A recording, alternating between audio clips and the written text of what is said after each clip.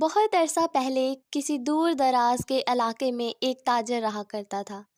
اسے جانور پالنے کا بہت شوق تھا۔ وہ ہمیشہ تجارت کے سلسلے میں ایک شہر سے دوسرے شہر سفر کرتا۔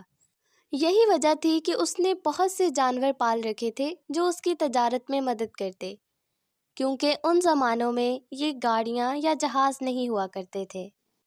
اس نے ایک اونٹ بھی پال رکھا تھا۔ وہ اس اونٹ سے بہت محبت کرتا اور اس کا بہت خیال رکھتا۔